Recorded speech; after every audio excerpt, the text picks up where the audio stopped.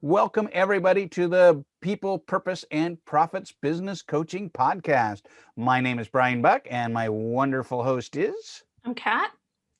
And we are so excited to welcome my friend, Kevin Strauss. Go ahead and introduce yourself and say a little bit about you. Hey, Brian. Hey, Kat. Thanks for inviting me on your podcast. A little about me. Well, I've got kind of a quite an array of a background professionally and personally. But since this is business podcast, professionally, I'm trained as a biomedical engineer. I've worked most of my career in medical device, but I've transitioned after doing some human behavior research for several years, transitioned over to more of a human behavior and emotional health focus. Emotional health being one of the arms of well-being, which we can talk about more, as we get into this. So focusing on well-being, and basically, I believe, people are yearning to feel closer to others, not to everybody, but to the people that matter most to them. Because when we feel heard and valued, that's how we know we matter in this world. And that feels good and makes us happy. And happy people do good things. So my goal is just to help people feel heard and valued and connected, which makes them happier, which improves their behavior, which makes our world a better place. Wonderful. I love it. I love that. And that's a good tie into, we always like to ask our guests, since our show is about the balance of people, purpose, and profits.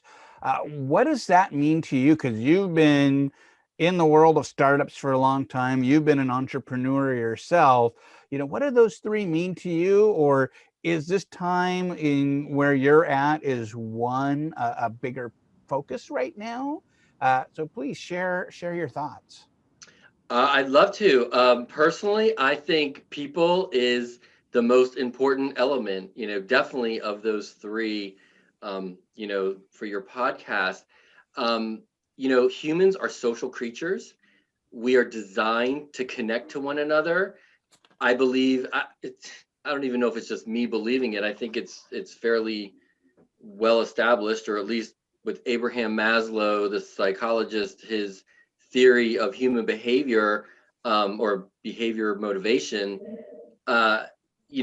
social connection is a basic human need. Feeling loved, feeling heard, feeling like you belong.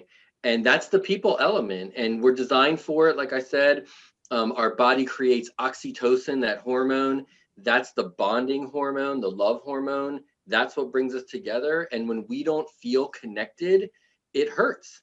And that pain is really what's driving most of our behaviors, because a human will do anything to avoid pain. And in the absence of knowing how to connect, we turn to behaviors to ease our pain. And the pain is emotional pain, not physical pain. And the human brain cannot distinguish between physical pain and emotional pain. It just knows I'm in pain, do something about it right now. And we turn to behaviors, whether it's a destructive behavior or an extremely constructive behavior, like, doing triathlons. For 20 years, I've been doing Ironman triathlons. That's, the more extreme the behavior, the deeper the emotional pain. That's what I've come up with. So I think people is the most critical element of that. And the people and relationships element is what nurtures our emotional health. And when I think of purpose, I love that is right there in your title, because to me, that is the definition of spiritual health. Probably haven't heard that before. No, Spirit, right? Yeah. So the definition that I prefer for spiritual health, it has nothing to do with God or religion, but it does not discriminate against anybody. So a lot of people tell me, or they imply, that I cannot be spiritual because I'm an atheist. I do not even believe in the concept of God. or none of that. I at all. So I can't be spiritual. I'm a human being. I can be spiritual just because I don't believe in God. So I think we've kind of gone off on sort of a skew with this spirit, like it's got to be some disembodied entity or something. And then that definition discriminates against people like me. Well, that doesn't feel very good. So the definition that I like for spiritual health is a person's ability to know and understand and pursue their purpose in life. So what nurtures you at your core, your essence, your spirit, right? What really gets you going? What gets you out of bed each day? And, if that's serving God, great, go do that. That's awesome. And that's nurturing your spiritual health. For me, helping people connect, that nurtures me at my core. That nurtures my spiritual health. So it doesn't have to have anything to do with God or religion, but you can easily apply your belief as a way of nurturing your spiritual health. And then That's great. Yeah, sorry, I can stop there. No, like I said, I really like that because I can't remember who we were talking with, but we did. Oh, it was David, and it's kind of fascinating. We almost saw faith as being what ties people, purpose, and profits together. But I think you do make a compelling point that the faith and spirit is also part of purpose. And we definitely know, however you define it, the purpose often comes towards fulfillment. If you're not meeting your purpose, you're not going to be as fulfilled. And Right, yeah. right. What's going to fulfill you at your core? Yeah. The essence of you. And you can have big purposes. I'm not sure the plural. And you can have Purpose, yeah. small purpose, small purposes. And you can have many purposes. You can have, 10 different purposes for one day. And then the next day, totally different purpose. And that's what's driving you. So whatever's driving you at your core, that's your purpose. And that's what's nurturing your spiritual health. And just to sort of clarify, the definition that I really like for emotional health is, which is very different than emotional intelligence and different than mental health. For emotional health, it's knowing, I'm sorry, emotional health is your ability to give and receive love. And by love, I mean love, connection, and a sense of belonging. When we feel, that's what emotional health is all about. Whereas mental health is more your thinking ability, your ability to concentrate, think clearly, focus, perform cognitive tasks. So that to me is mental health, which I think most people are actually pretty strong mentally. Emotionally, it's rock bottom terrible worldwide. And spiritually, yeah, we actually do pretty well. A lot of people, their entire purpose is to provide for their family. Great. That's what's driving you. Do that.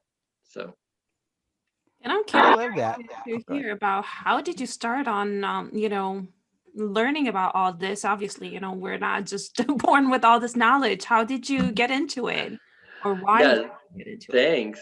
Yeah, thanks for asking that question. This is a rabbit hole that I've been going down for 20 years. And even before that, even when I was in high school, I would sit in my room, I'd put on Bruce Springsteen's Nebraska album. I'd turn on this little red traffic light that I had, and I would just sit there in my room and think like, who am I? Who do I want to be? Why do I do what I do? Why do other people do what they do?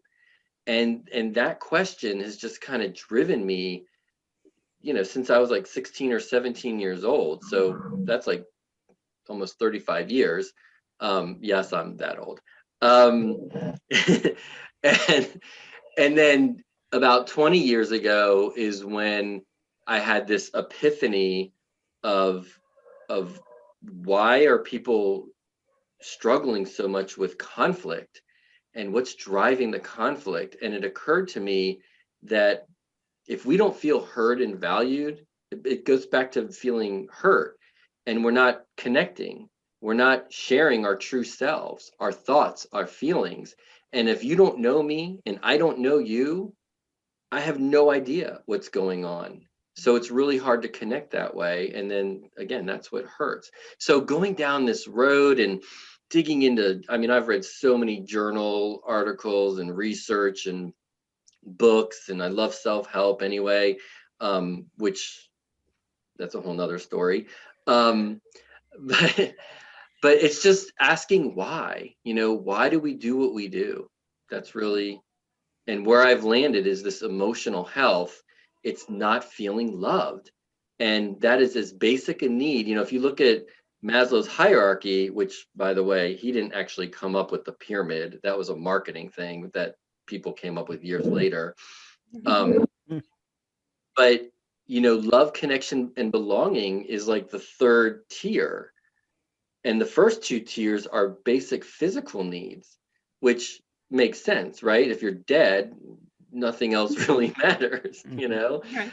But once your physical needs are met, air, water, food, shelter, safety, that you're not going to get shot walking down the street, which is a problem in some places, love and connection. And I think that's where we really struggle. Really quick, I'll tell you a quick little story on the side is right before COVID, I was at a conference doing a presentation to, the attendees. And I asked the audience, raise your hand if you struggle to receive a compliment. And every hand except for one was raised. I raised my hand.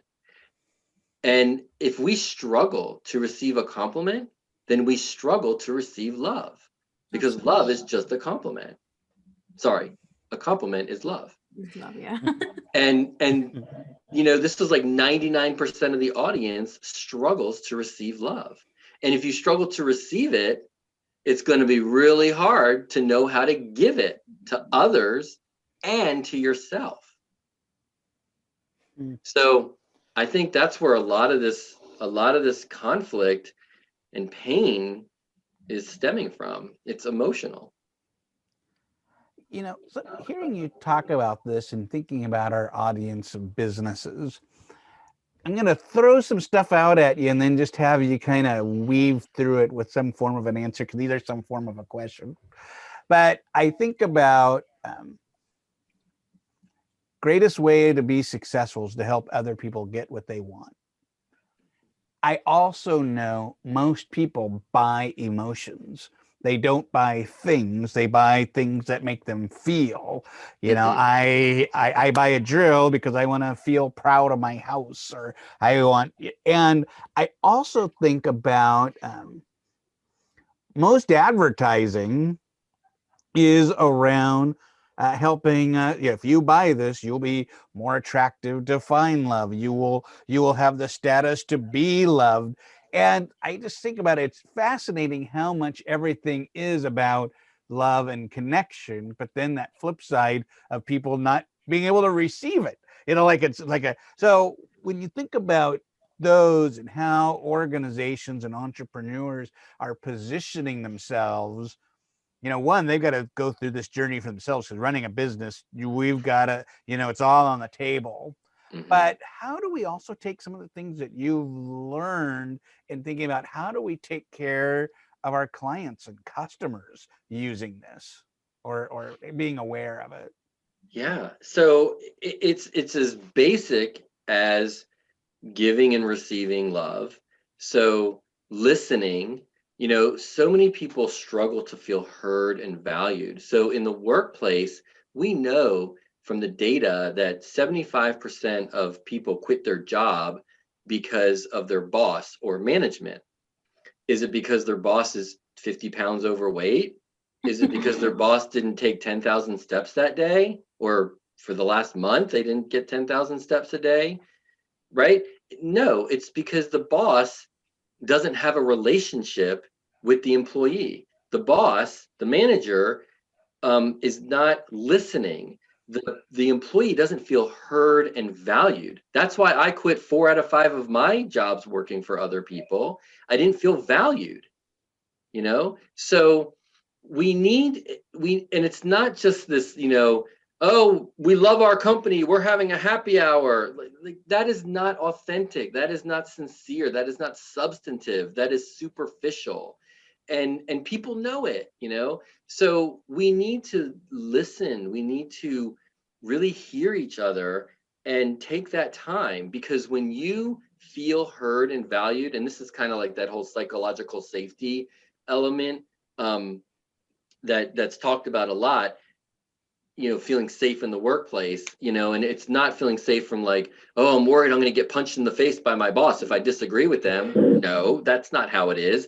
It's I'm worried that I'm going to look stupid, that I'm going to be called out, that I'm going to be berated, that I'm going to fail, that my status will drop. Status is how important we feel, how worthy we feel, right? Feel. Mm-hmm. So when Or we, banished. Yeah. right, banished, Yeah. right, you know, like you're fired. Now that can lead to physical problems, like I can't pay my rent, I can't buy food. Yeah. That's a, True. and then, you know, you're dropping down to an even more basic level Mm. of a need. But we also know that people will give up food. You know, like when you get dumped by your girlfriend, boyfriend, spouse, whatever, you know, you might go days without eating. So there, the emotional pain is even greater than the physical, right? You might not sleep, you might not eat. So your physical needs, you know, are secondary. So it all depends on what's going on. But anyway, back to the workplace. When we feel heard and valued, when we feel respected, when we feel like we matter in the workplace, like what we're doing matters, it feels good, and it actually picks us up to do even more. We want to do even better because it feels so good. And you know, I'll tie it back over to the innovation. We were talking about this, you know, prior to getting on the Yeah. podcast. um you know, I'm an inventor, I'm a creator, and you know, I have earned now 77 patents. You don't just come up with 77 patents like by accident, you know. And I attribute so much of that to the team that I created, because I was the director. So I made this team, and we all felt valued. We all respected each other. We all had bad ideas all the time, but it didn't matter because I could come in with an idea that I think is amazing, and then my designer would be like, yeah, that's really cool, but what about this little thing right here, what happens there? And I'm like, oh man, oh, never mind, erase the entire whiteboard, because he's like, no, don't erase it, because if we just flip it like this, then we got something. And that's how it goes back and forth. He didn't make me feel stupid or unworthy because my idea didn't work right out of the gate. Right. He built off of it. And then I built off of his, and then he built off of mine. And even if it was a terrible idea, it's okay, because we're all working toward the same goal. And I know it sounds like teamwork, which it is, but we really were working toward the same goal. It doesn't matter who had the idea or what happened where. It's what is our goal? We're trying to make an implant that's going to save lives. That's our goal. So we would just bounce off each other, and that's love. It's fascinating. And I'm actually really loving the fact that you talked about being an innovator. I actually was in that space for a little while a few years back, and it is not easy to be there. And I know how costly it can be. But I think one of the hardest things that I found was not having the proper support in that endeavor, because it's really really hard. There's so many moving pieces, from hiring the right person to do the drawings for you, to knowing how to file your PPA, and then like knowing how much to ask for the royalties and all that stuff. How do you build the support system that's also a really good team? What is at the core of your business, like as far as like values? Yeah, that's a great question. You know, it's really funny. I've been on this little, so I'm an engineer, right? So I'm a mechanical engineer, I'm a biomedical engineer. I've taken so much math in my schooling. It's ridiculous, like the amount of calculus and beyond calculus that I've taken. And, in my 30 years working in medical device, I used calculus one time. And I didn't even have to use it. I just saw a place where I could use it. I'm like, ooh, I'm going to use calculus here. And I did, and it worked, and that was all fine. And it made solving that problem like way faster. But that was in the first 2 years of my career. Like, so we don't even, so much of what we're learning in school does not even matter at all. I mean, honestly, I can get away with a calculator on my Windows computer. That's all I need for a calculator. I don't need calculus and differential equations and boundary value problems, and I'm designing implants that are going into people around the world. So what's so important is how comfortable you feel with that other person. Isn't that how much, so much of what the hiring process is about? Is this a person that I feel like I can work with day in and day out? Do I like them? Are they my kind of person? Do they like sports like I like sports? Or do they like movies like I like movies?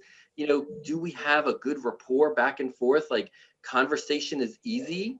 Because honestly, knowing how to do a technical drawing or a Gantt chart, or a marketing plan or a business plan, these things are fairly easy to teach, but the relationships and how you get along with one another, and a couple other like values, since you asked that specifically, is, for me, people who do not have a self-limiting attitude.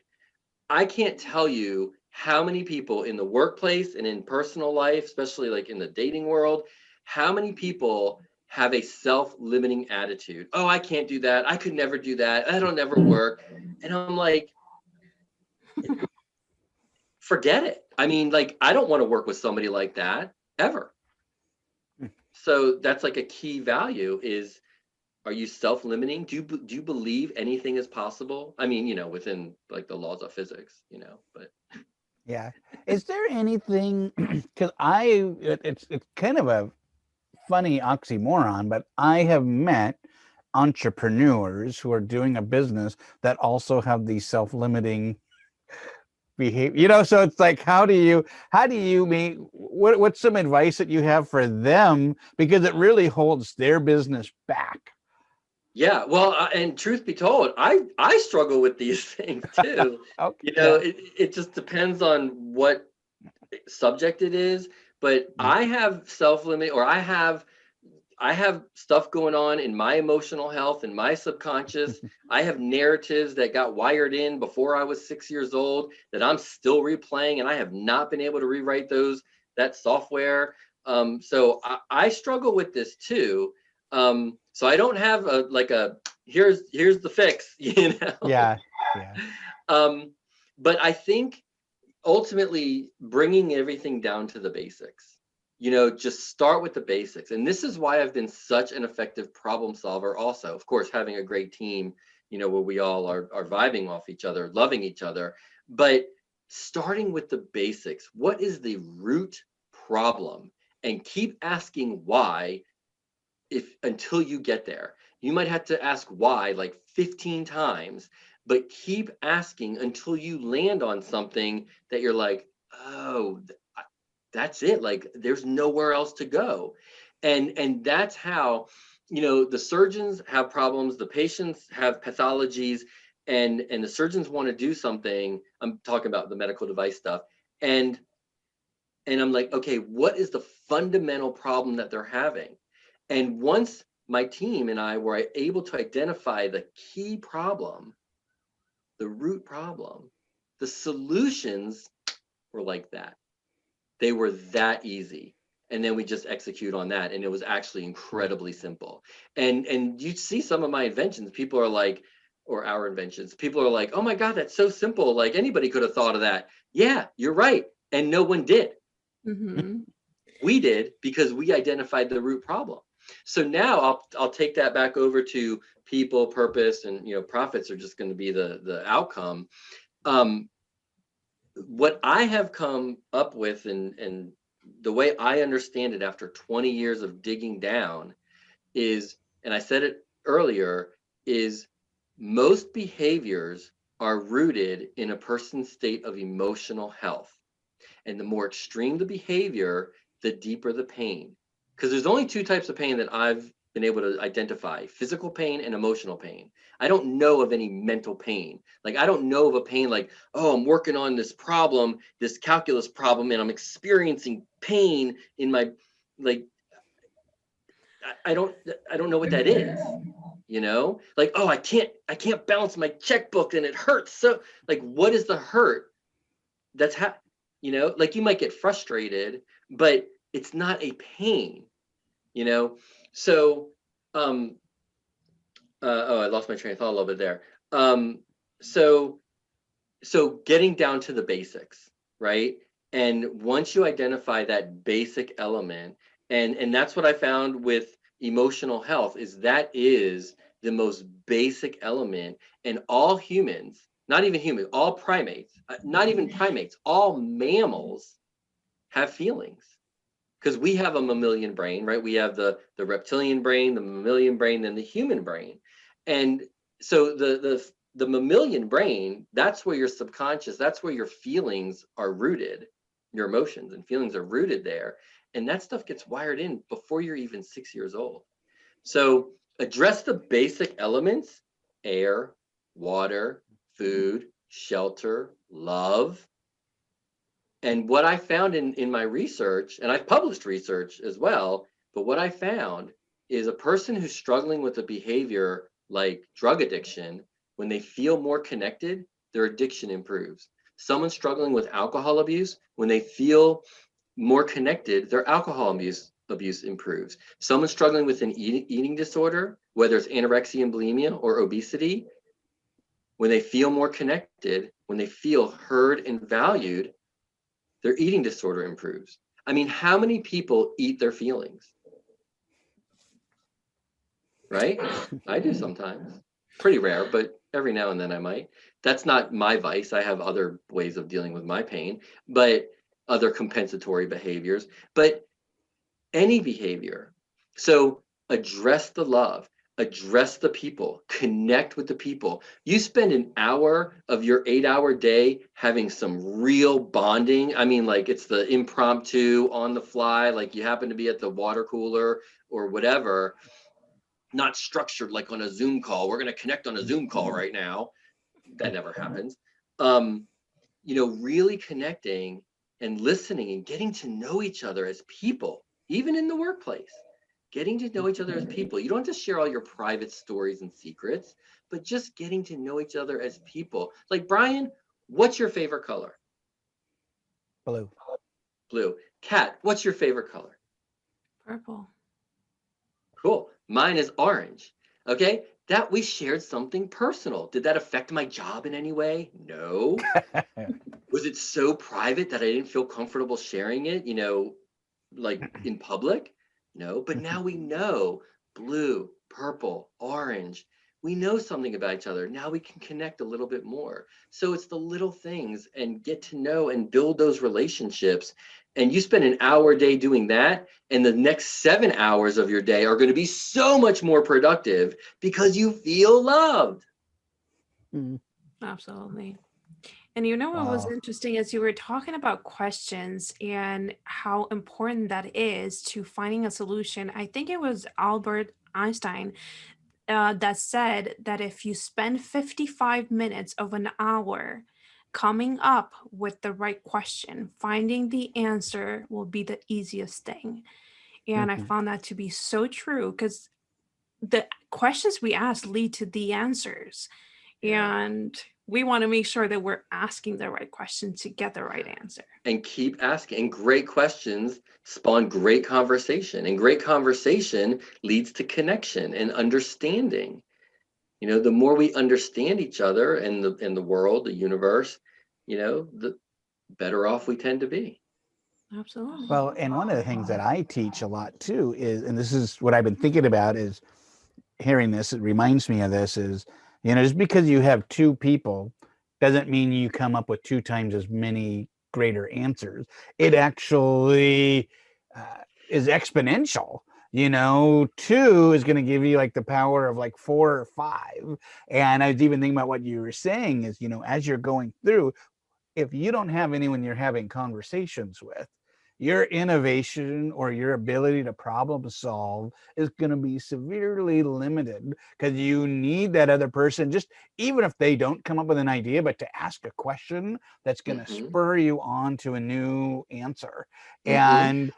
And just to bring this to our audience too, is these are people in your team, or maybe you're part of a mastermind with other people that are in the similar industry, and it's also your customers. Mm-hmm. Yeah. Engage your customers, your peers, and your teams. And Mm-hmm. because you're going to find your answers are going to be vastly better than you ever could. I always say this, I coach geniuses. They may not always know they're a genius, but they are. But even geniuses need other people to make their ideas even more incredible. That Absolutely. flies I well. agree with all of that. Yeah. uh, Right on the money. I mean, I can't even add anything to that. Sure. I Sorry, completely I know agree. we're interviewing you, but I was like, oh, but because everything you're saying, that whole connection piece just takes ideas and problem solving to another level. Yeah. But when you talk about having people feel valued, we value you. This has been such a great interview. Time has flown. I know, when we're talking about connection, people are like, how do I connect with Kevin? So Kevin, can you share, how can they get connected with you? How can they continue the conversation with you? Tell us what's next, and anything else that you want to share that can greatly impact our audience's life. Cool. Well, thanks for that opportunity. Um, one easy way to connect through LinkedIn for sure. Kevin Strauss through LinkedIn. But really, the website uchiconnection.com, which is the website for the Uchi app. And Uchi, that's the entrepreneur venture right now, and it's a social platform, but it is not social media, and it helps make conversations easier. Because on the Uchi app, and I'll just share with you real quick, Uchi in Japanese means in group or inner circle. So it's all about connecting with a small group of people.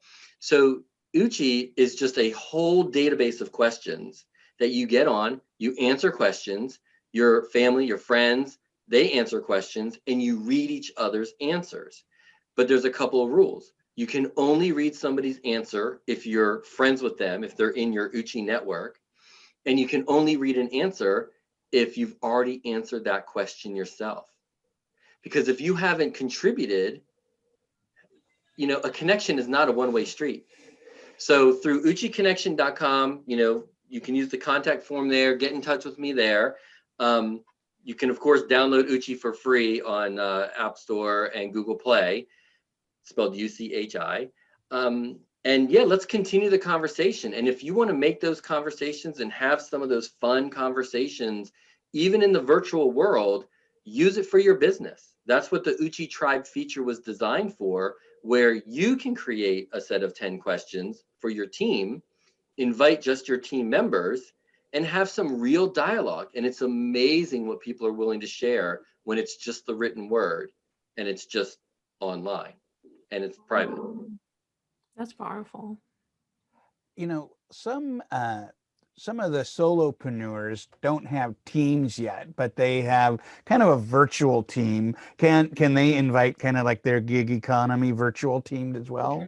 Absolutely. I mean, you can use Uchi however you want. Uchi's just a tool, really. It's a Mhm. tool for communication and connection. So use it however you want. We're working on getting it into schools because it can be used. It all depends on the questions, right, Kat? It all depends on what questions you ask, right? So if you're a manager or a team leader or just somebody, doesn't matter who you are, just come up with a handful of questions and invite a group of people that you want to bring together. And that's it. They don't have to know each other, but you know everybody. Because the only way to invite someone is using their email address. That's how private the Uchi platform is. You can't even search for somebody. You can't look at a profile. The only way to invite someone into your network or into a tribe is by knowing their email address and entering that. And and inviting them that way. So use it for your own purpose. Use it for a mastermind group. Use it as a post-event activity, like after a podcast or a webinar. Invite a few audience members and have some real conversation. And you can do it asynchronously. So you don't have to be like, oh, let's be online at 3 o'clock on a Tuesday. What time zone are you in? I'm in Australia. Well, it's 2 a.m. Yeah. Just use Uchi. It's asynchronous.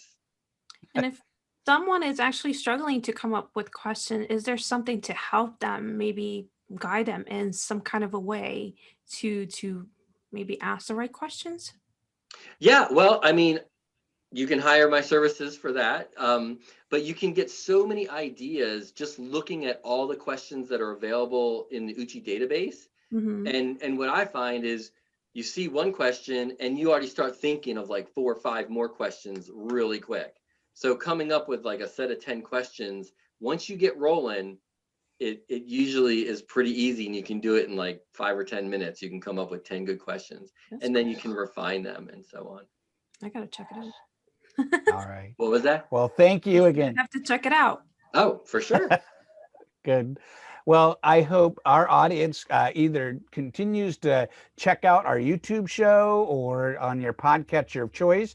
Also, check out, we have a Facebook group where we interact with, you could interact with Kat and I or other listeners. We share episodes so we could talk about some of the things and go further from that, because a half hour or 40 minutes is never enough. These podcasts are just the beginnings of conversation, and we want to continue with that. We also have a Facebook page just to be able to remind you of where to find things if you can't.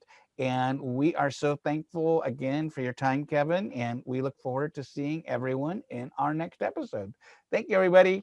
See you soon.